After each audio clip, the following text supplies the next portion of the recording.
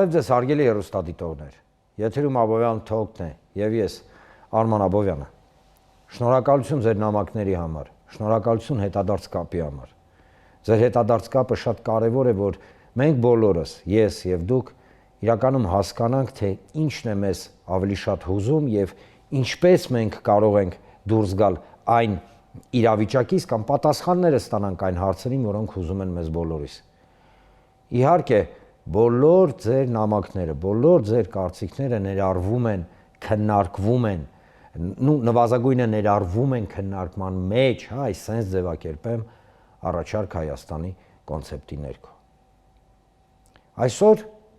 քննարկելու ենք երկու թեմա. Եվրոպա,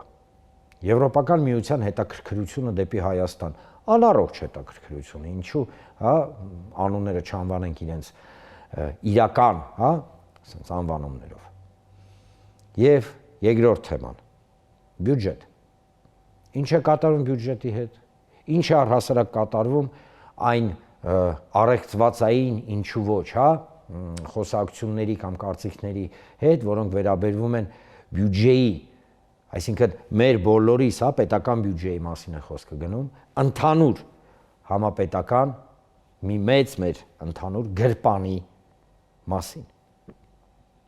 Եվ առաջին հարցը քննարկելու ենք քաղաքական վերլուծաբան, քաղտեխնոլոգ Կարեն Քոչարյանի հետ։ Բարև ձեզ, պարոն Քոչարյան։ Բարև ձեզ։ Շնորհակալություն, որ ընդունեցիք հրավերը։ Պարոն Քոչարյան, sense մի թեմայի շուրջ էի ուզում խոսեի, կարդում եմ ձեր գրառումները, հետևում եմ ձեր ինտերվյուներին եւ հաշվի առնելով այն մտքերը, որոնք դուք արտաբերում եք նամանավանդ այս վերջին մի քանի շաբաթվա ընթացքում, sense մի հարց է մոտս ծագել։ Տեսեք, Եվրոպական միություն, Կայա Կալաս, Ուրսուլա ֆոն դեր Լայեն, տարբեր, sense ասեմ, չինովնիկներ, մասնավորապես Կայա Կալասը հայտարարում է, ասում է, մենք ուրեմն ըստ էության միջամտելու ենք, տենց չի ասում, այլ ձևակերպում է, տալիս, բայց այնուամենայնիվ մենք օգնելու ենք Հայաստանին, որ Հայաստանում չլինի ընտրությունների ժամանակ արտաքին միջամտում։ Այսինքն, ասում է, մենք միջամտելու ենք, որ չլինի միջամտություն։ Շատերը խոսում են, որ սա մոլդովական մոդելն է, սա ուկրաինական մոդելն է, նամանավանդ մոլդովական մոդելը որպես օրինակ էր Կայա Կալասը։ Եվրոպան մեզանից ինչ է ուզում։ Եվրոպան ի տարբերություն շատ-շատերի ազնիվ է։ Ինքը ազնիվ ասում է ինչ է ուզում։ Եվ ինչ է ինքը ուզում։ Որ հնարավորինս չեզոքացնի ռուսական ազդեցությունը Հայաստանում։ Իրենք չեն թաքցնում, իրենք գնում են Կայա Կալասը փաստացի ասել էր, ու շատ ազնիվ էր ասել։ Ես այդ ազնվությունը իմիջայլոց գնահատում եմ, որովհետև այլ խաղացողները կարծեք թե այդքան ազնիվ չեն։ Այսինքն իրանք այդ թվում Հայաստանում խաղացողները ազնիվ չեն։ Հիմա առաջին հերթին։ Բան չասեցի, հիմա փաստորեն ստացվում։ Որովհետև ի տարբերություն օրինակ Կայա Կալասի, երբ Հայաստանում ասում են, որ Եվրոպան մեզ փող է տալի կամ ընդհանրապես արդեն ինչքան ժամանակ սկսեցին ասել ինչ որ հիբրիդային պատերազմի մասին, որ վտանգում է մեր անկախությունը եւ այլն, այդ ամեն ինչը, գիտեք, պատերազմը ես չեմ կարծում, որ այլ մոլորակայիններն են վարում։ Իրենք չեն ասում, իսկ ով է այդ պատերազմը վարելու։ Վարում կամ վարելու այդ հիբրիդային պատերազմը։ Այստեղ Կայա Կալասը մի անգամ ասում է, ազնիվ ասում է ով է վարում, բայց այն մարդիկ, ովքեր ընդհանրապես այդ թեման բացել են, մինչև օրս պաշտոնապես որևէ մեկը չի ասել, որ Ռուսաստանը մեր դեմ պատրաստվում է կամ վարում է հիբրիդային պատերազմ, դրա համար մենք Եվրոպայից գումար ենք խնդրել կամ Եվրոպան մեզ գումար է տալիս, չգիտեմ 15 միլիոն պլյուս 5 միլիոն, ինչ որ էսպիսի տվեր են, որպեսզի մենք չեզոքացնենք այդ վտանգը։ Իրանց փոխարեն Կալասն է ասում։ Իրանց չէ, Կալասը դա Կալասին էլ է պետք, Եվրոպային էլ է, իսկ դրա համար եմ ասում, Եվրոպան ազնիվ է։ ի տարբերություն օրինակ հայ իշխանությունն, Հայաստանի իշխանությունների։ Պարոն Քոչարյան, Եվրոպան ազնիվ է, լավ է եւ այլն, բայց այդ ազնվությունը, չգիտես ինչու, մեր կողմից ներողություն adekvat չի ընկալվում, ինչ առումով, ոչ թե ազնվությունը չի ընկալվում, այլ չի ընկալվում այն փաստը, որ մեզ ստեյության ասում են գնացեք պետական ինքնասպանության, որովհետեւ արևելք-արևմուտք արճակատում է, որովհետեւ դա ձեռնտու է օրինակ նույն արևմուտքին, հա, տենց է ստացվում։ Պարոն Աբովյան, գիտեք ինչ, ցանկացած պետություն, ցանկացած միավորում ոչ ոք չի նայում, թե դիմացինի շահը ինչն է։ Նրանք առաջին հերթին իրենց շահն են նայում։ Դա իրենց շահն է։ Հիմա եթե դիմացինը իր շահը չի նայում, իսկ ինչու պետք է իրանք փորձեն սպասարկեն մեր շահը։ Իրանք ես նկատի չունեմ միայն Եվրոպան, ցանկացած, հա, խաղացող։ Ինչու պետքա Եվրոպան մեր շահը դիտարկի, ինչու պետքա Ռուսաստանը մեր շահը դիտարկի, ինչու պետքա Իրանը մեր շահը դիտարկի, ինչու պետք է Ամերիկան մեր շահը դիտարկի։ Կարող եք ինձ բացը, կա տենց բան ընդհանրապես աշխարհում։ Եթե դուք ինչ-որ օրինակ բերեք, որ որևէ մեկը մտածում է առաջին հերթին դիմացինի շահի մասին, հետո իր շահի մասին, ես միգուցե կարող ենք հիմա բանավիճել, բայց այստեղ անգամ բանավիճելու բան չկա։ Այդ մարդիկ իրենց շահն են սպասարկում։ Խնդիրը նրանում է, իսկ մեր շահով է սպասարկում։ Հիմա տեսեք, երբ որ մենք խոսում ենք շահերի մասին, չեմ կարող չհիշատակել նույն Կայա Կալասի հայտարարությունը, համաձայն որի ինքը կոչ արեց, որ Հայաստանը մտցնի պատժամիջոցներ Ռուսաստանի դեմ։ Այո։ Հիմա դա իրեն շահն է, չէ՞։ Բան չասեցի, բայց մեր շահը չի, որովհետև եթե մենք մտցնենք ինքնասպանություն է դա։ պատժամիջոց, այս պահին գոնե։ Հա։ Մեր այդ ապրանքաշրջանառությունը Ռուսաստանի հետ բարձ է, չէ՞, քանի տոկոս է արտահանում ներմուծումը։ Տոկոսի մասին չի գնում, ընդհանրապես տենց ամեն ինչ։ Դե հա, բարձ է։ Այն առյուծի բաժինը Ռուսաստանի հետ է մեր առևտուրը։ Հիմա եթե դու սանկցիա ես մտցնում, դու ինքդ կոպիտ ասած խաչ ես քաշում քո վրա։ Բարձ է, չէ՞ որ չեն մտցնելու։ Չէ, դե բարձ է, դա բարձ է։ Հասկանալի է։ Նու գոնե այդքանը հասկանում են ինձ թվում։ Բայց դե հիմա այդտեղ իրեն շահը հասկանում են, չեն մտցնում։ Նա իր շահն է, հա, բարձրաձայնում, սրանք չեն ասում չէ, բայց բնականաբար չեն էլ անում։ Ես տեսեք,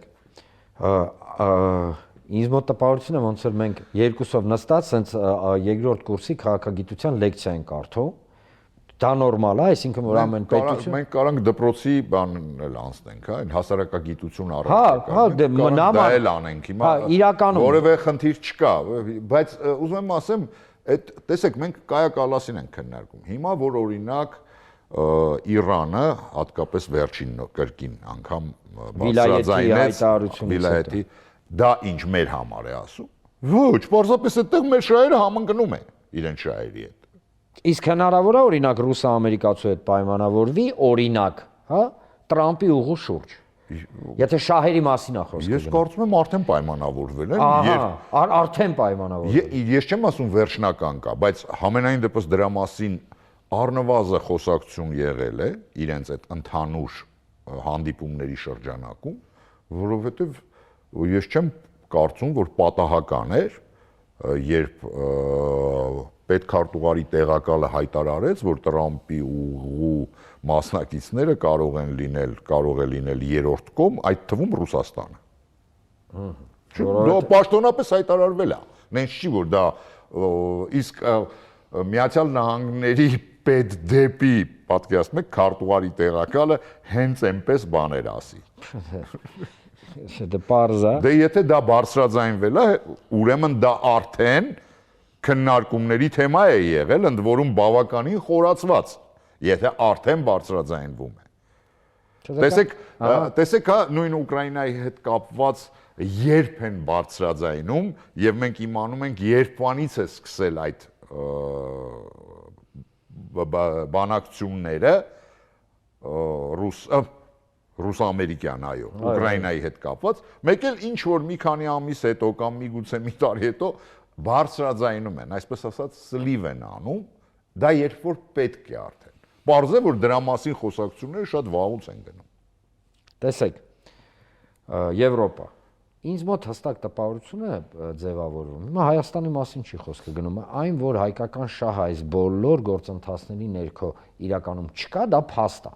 Անդիմադիր ենք, իշխանամետ ենք, ինչ ենք, ոնց ենք, դա փաստ է։ Հայկական շահը այս ռասկլադների մեջ չկա, իրականում չկա։ Հայկական շահը չկա, որովհետև հայկական շահը բարձրաձայնող չկա։ Բայց այստեղ մի sense կարևոր նյուանս է ուզում ձեզ այդ քննարկեի։ Տեսեք, Կալասը իր հայտարարությունները արեց ըստ էության մեզ կոչ անելով գնալ տնտեսական-քաղաքագիտական առումով ինքնասպանության։ Միացյալ Նահանգները զուգահեռաբար թրիփի, ինչպես վկայակոչում եմ այն տեղեկությունը, որը դուք ասացիք, թրիփի Ես չեմ ասում, դա պաշտոնապես չէ, դեսի նկատի ունեմ, բավականին ֆլեքսիբլ են, այսինքն բավականին ճկուն են։ Այստեղ Ադրբեջանը ակնհայտորեն դժգոհություն է հայտնում եվրոպացիների ակտիվությամբ։ Թուրքիան իր հերթին է այդ ամեն ինչ, բանանում։ Մեկ էլ գալիս է մի ժամանակ, երբ որ իմանում ենք, որ Միացյալ Նահանգները հետ են կանչում Միացյալ Նահանգների դեսպանին։ Ընդ որում այն դեսպանին, որը երկրորդ, երրորդ կագորտայի մեջ չէր, էլի դիվանագետին, շատ հմուտ դիվանագետ է Միացյալ Նահանգների, ինչու՞մ նախնդիրը։ Ես կարծում եմ, դա կոնկրետ միայն Հայաստանին չէր վերաբերում, Հանթանուր, որովհետև այնտեղ, եթե չեմ շփվում, 29 թե 30 դեսպան են հետ կանչել, 30 դեսպան են հետ կանչել, որոնց մեջ Հայաստանում Միացյալ Նահանգների դեսպաններ, այստեղ ավելի շատ իհարկե առիթը դարձավ հայտնի այդ տերակտը Միացյալ Նահանգներում, որից հետո հետևեց գրին քարտերի այդ խաղարկման չեղարկումը, որից հետո հետևեց այս դեսպանների հետ կանչը, մինչ այդ արտահայտվել էր հայտնի սկանդալային, որ ինչու նորմալ երկրներից չեն գալի Ամերիկա, ես իմ որտեղ արենքից են գալի, իրականում դա դիվանագիտական նոնսենս էր, բայց այնուամենայնիվ դա բարձրաձայնվել է, Սոմալիից են գալի, ինչի Նորվեգիայից չեն գալի, Սոմալիից են գալի։ Կոնկրետ արգելքներ ա դրված։ Այդ հասկանալի է, բայց տեսեք, սա առիթ էր, այս ամեն ինչը։ Ես կարծում եմ այնուամենայնիվ Թրամփը բավականին լուրջ կոշտացնում է իր արտաքին դիվանագիտական գիծը եւ դրա համար նաեւ այդ ինֆորմացիայի մեջ գնաց, որ Բայդենի ժամանակ նշանակված դեսպաններին է հետ կանչում, այսինքն բավականին լուրջ պրոցեսներ է սկսում Միացյալ Նահանգները բավականին կոշտ արտաքին քաղաքականության։ Այդ բնագավառում, տեսեք, Եվրոպայից հետ էր կանչել, եթե չեմ շփոթվում, Բալթյան երկրներ, Բալթյան եմ ասում, Բալկանյան երկրներից մի քանի դեսպանի, Սեն Մակեդոնիա, Չեռնոգորիա, Սլովենիա, եթե չեմ շփոթվում, Հայաստան, մնացածը կարծեք թե ասիական եւ աֆրիկական երկրների դեսպաններ են եղել։ Ինչ կհետևի, մենք մեր գործը ուշադիր հետևելն է, մենք այստեղ հիմա ես չեմ ուզում կոֆե նայենք ու ասենք թե ինչ կլինի։ Հիմա տեսեք, վերադառնանք ներհայկական գործընթացներին, 26 թվականը ընտրությունների թիվ է, հասկանալի է, որ մի հատ գովաստ կար է, թեժ է լինելու։ Ճիշտ հիմա է թեժ, իրականում հիմա է թեժ, տպավորությունն է ոնց որ քաղաքական ուժերը, թե իշխանությունը, թե ընդդիմության որոշ ուժերը, ոնց որ վաղ չեմ այսօր ընտրություն պետք է լինի ու սենց ինչ որ երուզեր է գնում։ Իմ մոտ հակառակը բանն է, որ ընդհանրապես ոչ մի բան չեն անում, ոչ նրանք, ոչ նրանք։ Հետարքիր է, էլի, որ հստակ տարբերությունն է, կարող է նրանից է, որ սենց ասեմ, դուք յուրովի տեսլական ունեք, երուզերը ինչ մակարդակի պետք է լինի, միգուցե դա է։ Չէ, պարզ է, որ երուզեր կա, բայց գոնե երևացող հատվածում, այսինքն լայն հասարակությունը այդ երուզերը չի տեսնում, դա կուլիսների հետևում է իհարկե, կա այդ երուզերը, պարզ է, լայն հասարակությունը միայն տեսնում է իշխանություն հայ առաքելական եկեղեցի այդ թեժությունը, եթե մենք զուտ թեժության վրա ենք նայում։ Մնացած կարծեք թե որևէ բան տենց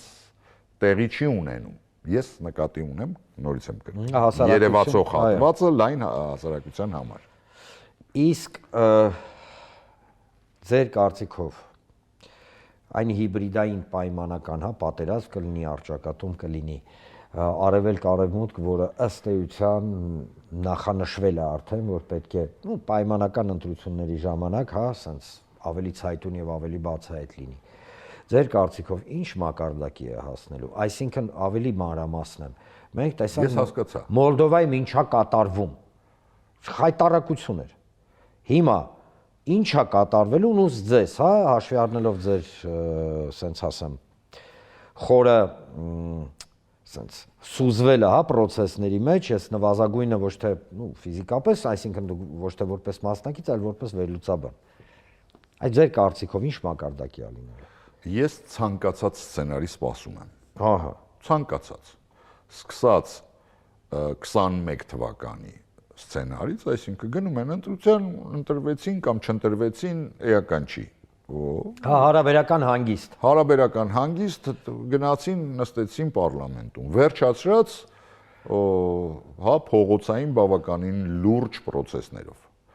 Ցանկացած սցենար, դա նորից եմ կրկնում, շատ դեպքերում իհարկե կախված է նաև արդեն քանի որ Հայաստանը վաղուց արդեն, հա, ինչպես ասում են, ոչ թե սեղանի շուրջ, այլ սեղանի վրա է եւ մենյուի մեջ, այնտեղ աշխարհակարգի որոշման, որը հիմա process է գնում եւ դա նոր չէ արդեն, հա, նոր աշխարհակարգի որոշման ընթացքում, եթե բախտներս բերեց եւ եթե մի փոքր այս հասարակությունը, այս պետության քաղաքացիները, այս ազգի ներկայացուցիչները հասկացան, որ իրենց հետ հաշվի կնստեն միայն այն դեպքում, հա, երբ իրենք ասեն, որ մենք կանք։ Եթե դու կողք ես քաշվում ու ասում ես, որ վայ, ձեն չհանենք, հեսա հանկարծ բան չլինի, վայ, ես խոսքը պատերազմի մասին չի, խոսքը ընդամենը, հա, ձայն բարձրացնելու մասին է։ Ձեզ թե հենց հիմա մարդիկ են նայում ու ձեզ կասեն հետո բոլորը չէ, որոշները կասեն, պարոն Քոչարյան։ Ախր հենց ամբողջ խնդիրը այն է, որ եթե մենք ասենք վայ, սենց չի, սենց է, դա կբերի պատերազմի կամ վատ հետևանքների։ Չի բերի պատերազմի դա։ Դա չի բերի պատերազմի։ Պատերազմի կբերի, եթե դու ասես, հա, Արցախը մերն է, ես գալու եմ վերցնեմ։ Դա կբերի պատերազմի այսօր, անխոս։ Անխոս։ Բայց եթե դու ասում ես, որ սա չի կարող միջին միջանցք լինել, որովհետև սա պետություն է, ոչ թե կարիդոր։ Երբ որ դու ասում ես, որ Արցախահայությունը ունի իր, հա, իրավունքը, դա ամբողջ աշխարհում է, այդպես մարդ սեփականություն է ունեցել դարերով, պապենական տներ են ունեցել այդ մարդիկ։ Հա, լինել իր սեփականության տերը, դա ոչ մեկ քեզ չի կարող ասի, չէ, այդպես չի։ Այսինքն դու վախում ես դա բարձրաձայնես, բայց Ադրբեջանը ասում է դե 300,000 ադրբեջանցի պետքա գա ապրի, Ադրբեջանը, գիտեք ոնց է, եթե Ադրբեջանը չշարունակեր այն հռետորաբանությունը, որը նա պերմանենտ, անընդհատ, ամենօրյա, ամենժամյա ռեժիմով շարունակում է օգտագործել, ես միգուցե կկարողանային այդ մարդիկ ինձ համոզել։ Բայց եթե դու, գիտեք, նես տպավորություն է, ես հիմա մի հատ կենցաղային օրինակ բերեմ, այն որ Բաքում լինում են, հենց ինչ որ ցենց երեխեք, որ նենց մի քիչ ֆիզիկապես թույլ են, վախկոտ են, SNN են ու թաղի տղեկը ասում են մի հատ հələ մի հատ էս ինչը բեր, մի հատ սկզբից մի 50 կոպեկ դուր, հետո ինքը հատ վեկալում տալիս է, որ իրան չծեծեն հանկարծ, որ իրան չկպնեն։ Ու դա այնքան է խորանում, որ ինքը կործանվում է, որովհետև ստիպված ինչ որ սկսում է քայլերի դիմել, որ կարողանա բավարարի այդ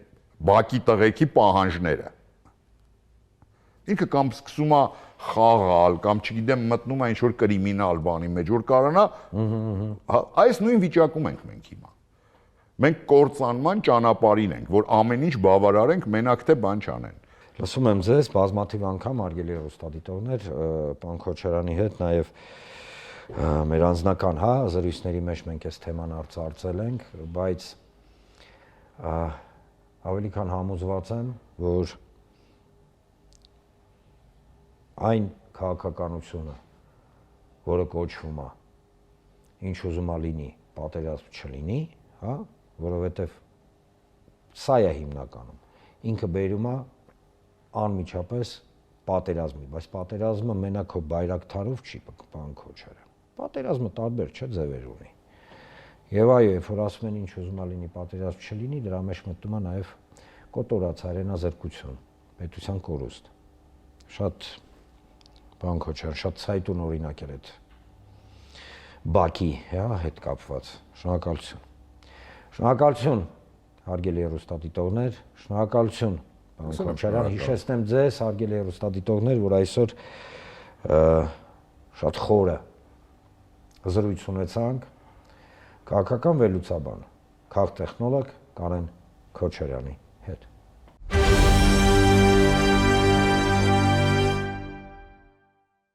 Բյուջետային գործընթացներ, պարտքեր, 8 միլիարդին հասնող պարտք, դպրոցների կառուցում, գիտեք, այս ամենը մենք ամեն օր լսում ենք հեռուստատեսությամբ կամ հա տարատեսակ ինտերնետ կայքերում, սոցհարթակներում եւ ի վերջո մեզ մոտ չի ստացվում մինչև վերջ հասկանալ իրականում ինչ է կատարվում։ Սա անկեղծ եմ ասում, որովհետեւ կարծիքները այնքան տարատեսակ են եւ խայտաբղետ են, որ նույնիսկ պատրաստված մարդիկ խառնվում են իրար։ Այսօր այդ թեմայի շուրջ կխոսենք ապրելու երկիր կուսակցության համահիմնադիր Մեսրոպ Արաքելյանի հետ։ Բարև ձեզ, պարոն Արաքելյան։ Բարև ձեզ։ Շնորհակալություն, որ ժամանակ գտաք այսօր այդ չափազանց կարևոր, հա, հարցը քննարկել։ Իսկ խոսքը փողի մասին է։ Ավելի ճիշտ բյուջեի մասին։ Ես հիմա չեմ անդրադառնում Հայաստանի Հանրապետության բյուջեի 26 թվականի եւ այլն, դա որ ասում եմ տեխնիկական հարց է ու դրա մասին մենք հնդածս կունենանք հնարավորություն քննարկել։ Ինձ ավելի շատ հետաքրքիր է հետեւյալը։ Մոտավորապես 8 միլիարդ դոլար պարտք 7 տարվա ընթացքում, չէ՞։ Ահա։ Մոտավորապես։ Բազմաթիվ անգամ դուք, բազմաթիվ անգամ ձեր գործընկերները արտահայտվել եք առ այն, որ 8 միլիարդ դոլար պարտքը ինքը նվազագույնը պետք է շոշափելի ազդեցություն ունենար տնտեսության վրա։ Սիրում ենք իշխանությանը, չենք սիրում իշխանությանը, ինչա ոնց է նվազագույնը տենց պետք է լիներ։ Ազգային ժողովում վերջին քննարկումների ժամանակ իշխանությունը պնդում է, որ ընդ որում ես հատուկ անուններ եւ ազգանուններ չեմ նշում, որովհետեւ ես սկսում եմ նշել միանգամից անձնավոր դեպի անձ են գնում էլի, ըհը, Մեսրոպը էս մարդուն չի սիրում, Աբովյանը էս մյուսին չի, չէ, ժողովուրդ ջան։ 8 միլիարդ դոլարի ասին զենք են կառը ախպեր։ Ներողություն, հա, այս ժողովրդական ելևեջի համար, բայց այնուամենայնիվ։ Բայց այդ 8 միլիարդը վերադարձնելու են այն մարդիկ, ովքեր մեզ հիմա նայում են։ Չէ՞։ Հարցը հետևյալն է. որքանով արդյունավետ էր 8, դե լավ 8 թո չլինի։ Այդ պարտքը վերցնել եւ արդյոք այդ պարտքը, որը մենք վերցրել ենք, համաձայն ձեր հետազոտությունների ուղղվել է ռազմական, դե լավ ասենք ասենք ոլորտին։ Շնորհակալ եմ, վերջից սկսենք։ Մենք պետական պարտքի ներգրաված միջոցների մի մասը դրանք ծրագրային վարկերն են, երբ որ միջազգային կազմակերպությունները տալիս են ինչ-որ կոնկրետ ծրագրերի համար, որտեղ բացառված է ռազմական ծրագրերի իրականացումը, մի մասն էլ հիմնականում ներքին պարտքը, որ վերցնում են, այդ հայտնվում է բյուջեում։ Այսինքն այսպես կոչված, երբ որ դու ունես բյուջեի եկամուտներ ու պարտքով էլի գումար ես վերցնում, ընդհանուր գումար է լինում, որը ուղղում է բյուջեի ծախսերին, այսինքն պետական պարտքը չի ենթադրում կոնկրետ ծախսի իրականացում։ Իսկն այնպես չէ, որ այդ գումարը վերցնում ես, դա պարտադիր պետք է ուղղես, կամ երբ որ դու զենք ես առնում, այդ ռազմական ծախսերը պաշտպանության բյուջեի ծախսերը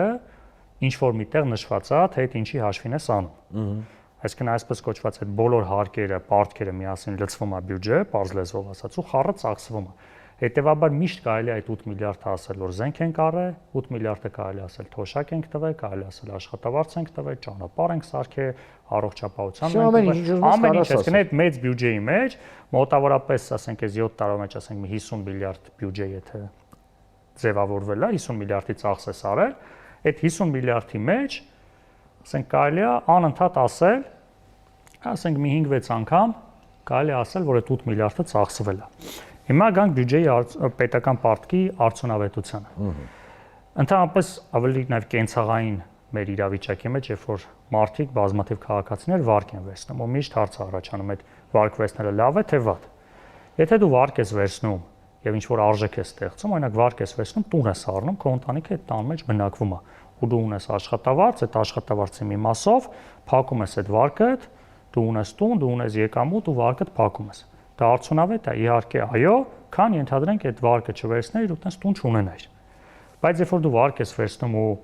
գնում ես ինչ որ, ասենք, հանգստանալու կամ ինչ որ այլ ծախսի վրա ես այդ գումարները ծախսում, որը արժեք չի ստեղծում, ու դու էլ չունես եկամուտ այդ վարկը փակելու, դա անարդյունավետ է։ Ոստեղ վարկի գումարը կապ չունի։ Այսինքն այս պարագայում կարա 50 միլիոն դրամ վարկը տուն առնելու ավելի արդյունավետ լինի, քան 5 միլիոն դրամը, որը ուղում ես, ասենք, ուղղակի անիմաստ ծախսերին։ Հիմա պետության տեսանկյունից այդ 8 միլիարդի արժեք չկա։ Այսինքն ուր այդ 8 միլիարդը ինչի վրա է ծախսվել, որոնք են այդ արժեքները, այսինքն մեծ ենթակառուցվածքներ,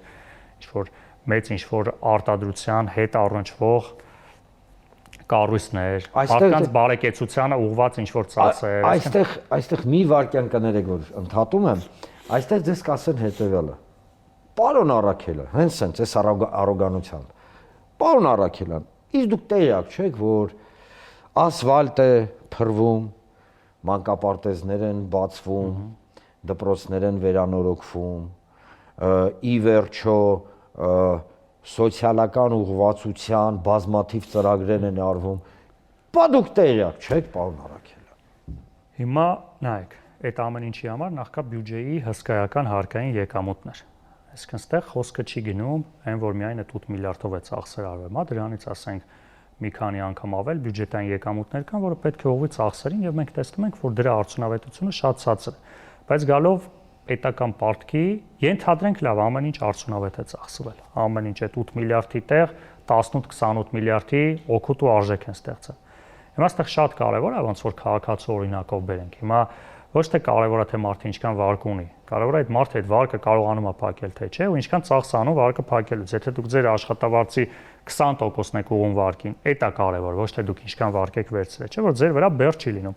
Հիմա մեր պետական պարտքի սպասարկման վրա տարեկան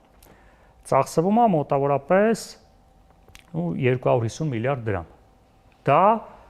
ավելին է, քան կրթության վրա ուղղված ծախսերը, մոտ 200 միլիարդից ավելի է, եւ մոտ 2 անգամ ավելի է, քան առողջապահության վրա ուղղված ծախսը։ Այսինքն այդ փողը, այդ 250 միլիարդը տարեկան որ ծախսում ենք, ինքը ոչ միտեղ չի գնում։ Համարենք ամեն ինչ արդյունավետ է, այդ կրթությունն է, առողջապահությունն է, ճանապարհն է, բզենքն է, ամեն ինչ արդյունավետ է, բայց այդ 250 միլիարդը, որը բյուջեի մոտ 10%-ն, այսինքն մենք 10% ծախս ամեն տարի արդեն կորցնում ենք, այդ փողը դուրս է գալի, ոչ մի պետության կարիքների վրա չի գնում։ Հիմա շատ ավելի կարևոր արձանագրում։ Ստեղ իհարկե հանուն արդարության պետք է նշենք, որ այդ 250 միլիարդի մեջ մենակ այս իշխանության վերցրած վարկերի մարումները չէ, 30 տարվա վարկերը այսօր մարվում է։ Բայց ամենակարևոր խնդիրը այս իշխանության որն է։ Համարենք բոլոր ծախսերը արդյունավետ են օգտագործել այդ 8 միլիարդը։ Համարենք այդ վարկերը այո մարվում է, պետքա մարվի։ Այս 7 տարվա ընթացքում պետական պարտքի տոկոսը 22%-ով բարձրացել է։ Այսինքն պետական պարտքի ընդհանուր մեր մոտավորապես եղել է 4.8% պարտքի տոկոսադրույքը մեր ընդհանուր պետական։ Հիմա դարձել է 7%։ Այսինքն թանկացել է։ Այս իշխանությունները, որ տենց մեծ խոսում են միջազգային մեր հեղինակությունը, մենք այսօր դարձել ենք ամբողջ աշխարհի համար գործընկեր, հա, տենց բոլորի հետ հավասարի ենք խոսում, բայց գործընկերները ինչի մեջ չեն տալիս այժմ տոկոսով, ասենք այսօր 7%-ը ոնց որ բիզնես վարկի տոկոս է դարձել բանկերում։ Այսինքն այդ ո՞նց են ձեզ տենց, ինչի չեն տալիս ձեր այն 1% անվճար վարկեր չեն տալիս։ Որովհետև չկա հուսալիություն մեր կառավարության, մեր ֆինանսական համակարգի պետության նկատմամբ, որտեղ այնքան պարտք ունենք, այնքան բեռ ունենք, այնքան անկայուն է, որ որևիցե մեկը արդեն քանի տարի է, կոവിഡ്ից հետո, պատերազմից հետո մեզ չի ֆինանսավորում, ստիպված ներքին պարտք են վերցնում։ Ու հիմա որ ամփոփեմ, այս ավել տոկոսի այս անբաշարության պատճառով, ոնց որ հիմա դուք բիզնես ունենաք, ձեր ֆինանսիստը գնա, թանկ վարկ վերցնի ու վնասա, չէ՞ այդ։ Հիմա սրա պատճառով մենք տարեկան 110 միլիարդ դրամ ավել ծախս ենք անում։ Այսինքն մենակ ուշադրություն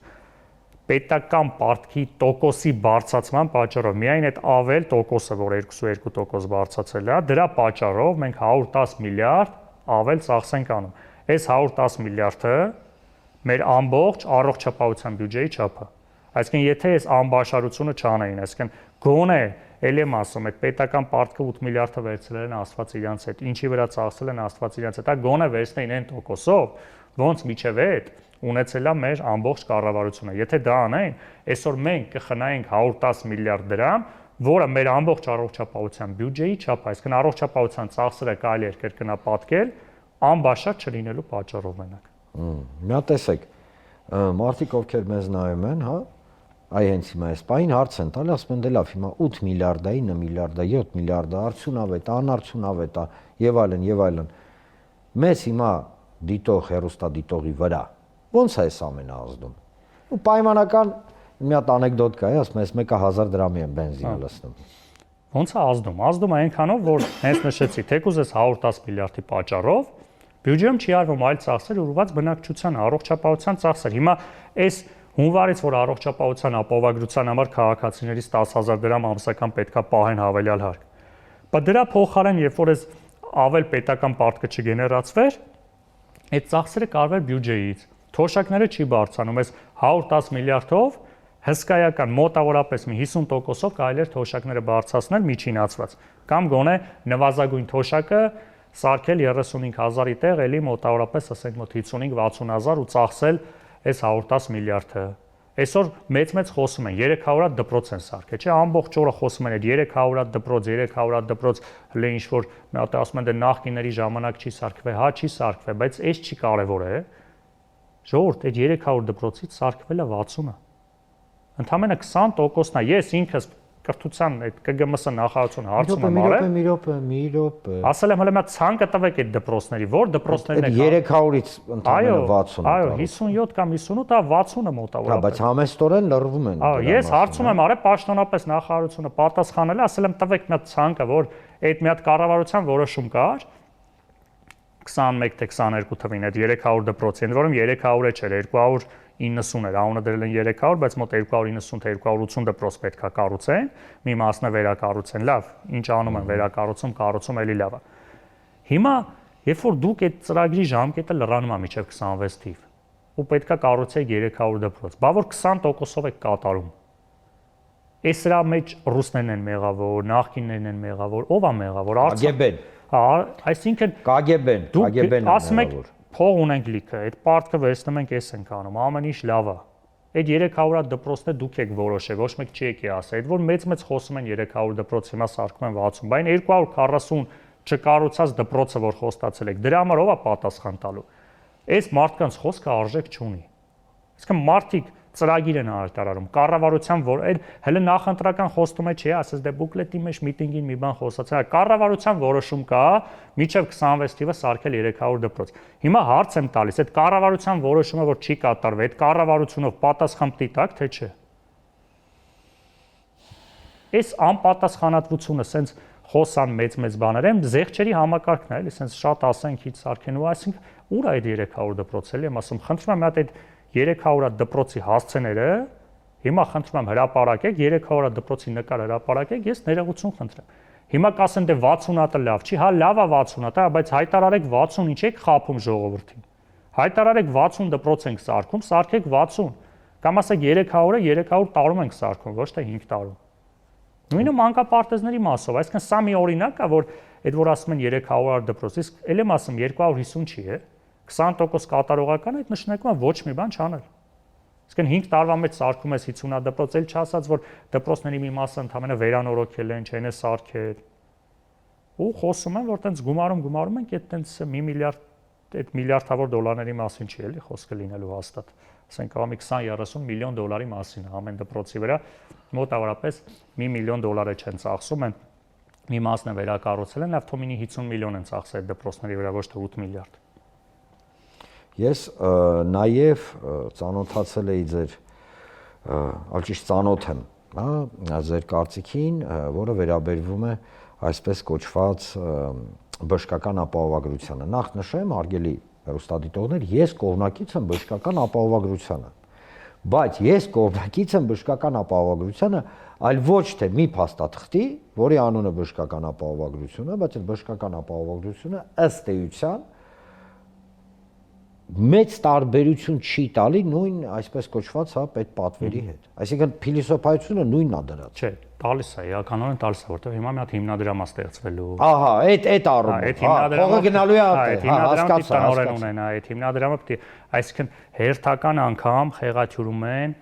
բյուջետային ամենագլխավոր սկզբունքը։ Ինչա դա նշանակում։ Որ կա մի հատ բյուջե, պետական բյուջե, որտեղ պետք է հավաքվի բոլոր եկամուտները, որտեղից պիտի ծախսերը արվի։ Երբ որ դու ստեղծում ես մի հատ հիմնադրամ, ինքը այդ բյուջետային բոլոր սկզբունքներից, հիմա այդ հիմնադրամի տնօրենի աշխատավարձը ձեզ վստահեցնում եմ առաջիկայում կտեսնենք։ Ասենք նախարարի աշխատավարձից բարձր է լինելու։ Իսկ մի քանի միլիոն։ Հա, ոնց ունենք այն մնացած հիմնադրամները։ Հիմնադրամում ծախսեր են անում, աշխատակազմա, տարածքա։ Հիմա բայլ առողջապահության նախարարությունը ինչի համար է, ինչ եք մի հատ հիմնադրամ ստեղծում, ընդ որում գրել են, որ այդ հսկայական գումարները, որ հավաքում են արդեն երևի կլինի, հա, մի քանի 100 միլիարդ դրամներ, երբ որ կհավաքեն, որ այդ ծախսերը կարա լինի, այդ վարչական ծախսերը օրենքով է գրել են, հիմնադրամը կարա այդ հավաքած գումարների միջև 2%-ի չափով ծախս անի իր հիմնադրամը պահելու համար, այսինքն այդ աշխատավարձ, տարածք, գործողումներ եւ այլն, որը մի քանի միլիոն դոլարի մասին է խոսքը տարեկան։ Հիմա գալով առողջապահության ապահովագրությանը, այն որ մեր երկրում ծայրահեղ խնդիր է, որ մարդիկ գումար չունենալու պատճառով չեն կարողանում տարական բժշկական օգնություն ստանալ, հա, հիվանդությունների խորացում, մահացություններ եւ այլն, այդ փաստ է։ Հիմա արդյոք այս համակարգը պետքա ներդրվի, իհարկե պետքա ներդրվի, այսինքն մարդը չպետքա լինի Հայաստանում քաղաքացի, որը գումար չունենալու պատճառով չգնա բժշկի։ Էլ չեմ խոսում կանխարգել ինչ որ շատ-շատերս, հա, չենք էլ գնում ստուգումների, հետազոտությունների, չիմանալով ինչ խնդիր է, նաև ֆինանսական պատճառով։ Հիմա երբ որ այս համակարգը ներդրվում է, մի քանիստեղ ռիսկեր կա։ Նախ մի քանի օր է մնացել, չէ՞, հեսա պետքա ներդրվի, բայց հիմնադրամը չկա։ Ուր է ստեղծվել, չի ստեղծվել, որտեղ է, ոնց է այդ գումարները հավաքագրվում, այսինքն մի բան են արել, որը վստահ եմ առաջիկա ամիսներին անընդհատ փոփոխություններ են անելու, առաջիկա օրերին խնդիրներ է լինելու, իսկ ես գիտեք, ինչ մի հատ այն համակարգը չի, չեն կարա մարդիկ հունվարի 3-ին 4-ին սպասեն այդ համակարգի խնդիրները լուծվի, ասի Ժորժը մի ամսից կդզվի, եկեք նոր ձեզ նոր հիվանդացեք։ Այսինքն հունվարի 1-ից մոտ կոլապս է առաջանալու, չկա այս ձև, այս որ 100,000-ավոր քաղաքացիների մոտ այդ համակարգը ծրագրային, իրավական եւ այլն։ Հələ նոր այդ օրենքի ընդունել են, օրենքից բխող գրածա, որ լիքը կառավարության որոշումներ պետք է ընդունվի, չկա առողջապահության նախարարի որոշումներ,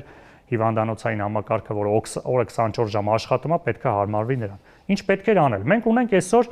մասնավոր ոլորտում առողջապահության ապահովագրություն, չէ՞, ընկերությունները անում են, մրցակցում են հիմնարկները իրենց աշխատակիցների համար անում են, հա,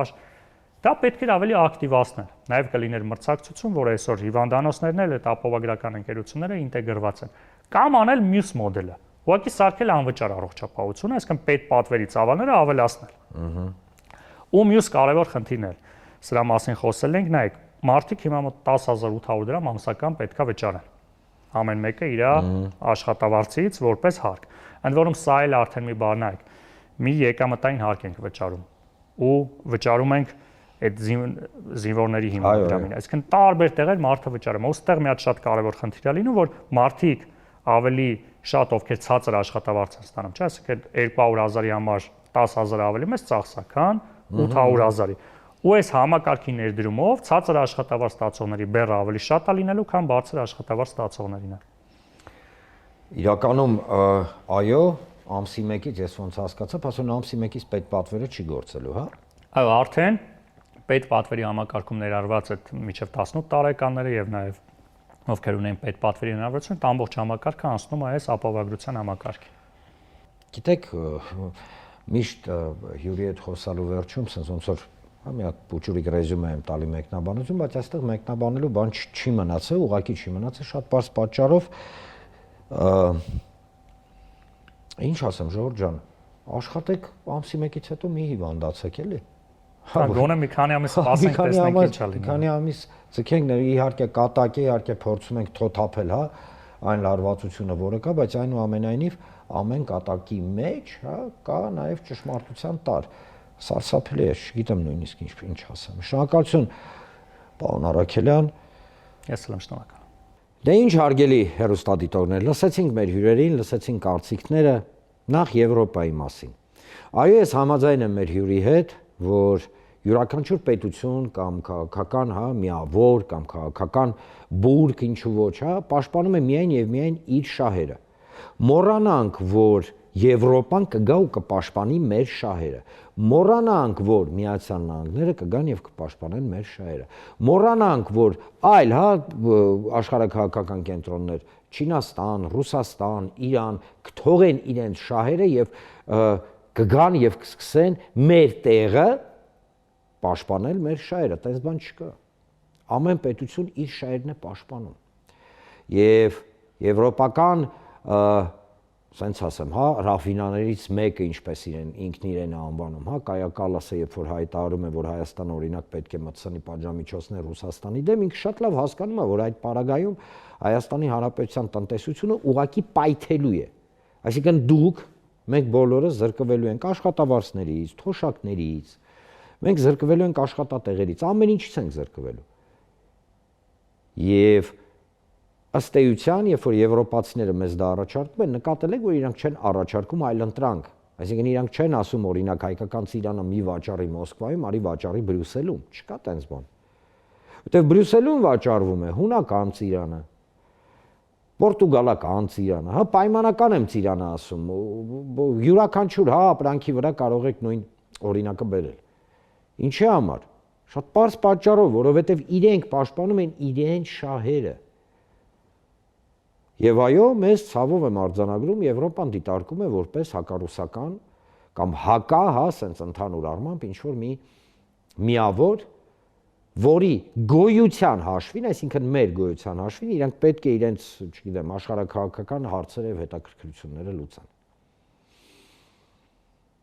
Սա մենք պետք է շատ հստակ եւ պարզ հասկանանք։ Մենք պետք է դադարենք զբաղվենք ինքնախապեյությամբ։ Ես չեմ ասում Եվրոպան լավ է, վատ է, չէ։ Լիքը լավ բան էլ կա, լիքը վատ բան էլ կա։ Այստեղ խնդիրը Եվրոպան չի, խնդիրը մենք ենք։ Ուրեմն մենք ենք թույլ տալիս, որ գան մեզ ու սենց ինչ-որ բաներ առաջարկեն, ինքնասպան բաներ առաջարկեն։ Բայց Եվրոպան որոշել է ինչ-որ գործընթացներում մեզ աջակցի, որ հանկարծ արտաքին միջամտություն չլինի հայկական ընտրություններում։ Ինչ միջամտության մասին է խոսքը գնում։ Ներողություն եմ խնդրում։ Դե լավ էլի։ Հստակ պետք է ասել, Եվրոպան միջամտում է հայկական կամ փորձում է միջամտել հայկական ընտրություններում, որ հասնի իր համար ձեռնտու հա հետևանքի կամ արդյունքի։ Ուրիշ ոչ մի բան։ Այսինքն Եվրոպան է միջամտում մեր ընտրություններին։ Բյուջետ։ Այո, 8 միլիարդ դոլար պարկ վերցնելը, տեսեք, ես տնտեսագետ չեմ, եւ ես կդժվարանամ, հա, տնտեսական ինչ-որ sense խորքային ելևէջների մեջ ընկնելով մանրակրկիտ ինչ-որ բացատրել, բայց ես գիտեմ մի բան, եթե մարդ վերցնում է պարկ, ուրեմն այդ պարկը պետք է լինի արդյունավետ, չէ՞։ Պայմանական երկու հոգի մարդ կա, մեկը պարկ կա վերցնում, տուն է կառուցում, մեկը պարկ կա վերցնում, գնում ուտում խմում է։ Հիմա մենք այս երկրորդն ենք։ Ալչիշ ես նույնիսկ չգիտեմ մենք ինչ ենք անում այդ գումարների հետ։ Մենք էս նկատի ունեմ պետությունը։ Ոչ մի պարագայում ոչ մեկի վրա ակնակ չեմ ուզում անեմ, չեմ ուզում ինչ-որ բաներ ասեմ ավել պակաս, ես գիտեմ մի բան։ Եթե մի պետություն ունի բյուջե պայմանական 6 միլիարդ դոլար, հա,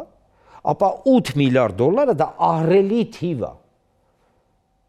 Որքան գործարան է կառուցվել Հայաստանում այդ գումարներով, չեմ ասում ինվեստորների։ Այդ գումարներով որքան գործարաններ են կառուցվել։ Դպրոցների մասին էին խոսում։ Այն ծրագիրը, որ 300 դպրոց, 60 դպրոց են կառուցել։ Չէ, լավ են արել, շատ լավ են արել, որ կառուցել են 60 դպրոց։ Ոչ ոք չի ասում վատ է։ Բայց ինչի համար սա խաղացնել էլի տակից։ Ինչի համար ոչ պատշաճ եւ ռելևանտ ինֆորմացիա տա։ Կամ այլ բան, մենք տարեկան կներեք, չգիտեմ 5, 6, 7, 800 միլիոն դոլար փող միայն տոկոսների համար ենք մուծում։ Ինչի համար։ Այո, յուրաքանչյուր պետություն սկսում է ճիշտ եւ գրագետ ֆինանսական կառավարումից։ Մնացածը ընդամենը գեղեցիկ խոսքեր են։ Շնորհակալություն, հարգելի հեռուստադիտողներ, որ այսօր մեզ հետ եք։ Կարծում եմ, որ այսօրվա մեր զրույցը բավականին մտորելու տեղ տվեց մեզ բոլորիս։ Եվ կրկին, եթե կունենաք մտքեր, առաջարկներ, ապա գրեք, շնորհակալություն, որ գրում եք ինձ, գրեք, անպայման կքննարկենք եւ ամենահետաքրքիր, ամենակարևոր մտքերը եւ առաջարկները կներառվեն առաջարկ Հայաստանի Գագիկ Ծառուկյանի կոնցեպտի մեջ։ Շնորհակալություն, եթերում Աբովյան Թոքն էր եւ ես Արման Աբովյանը։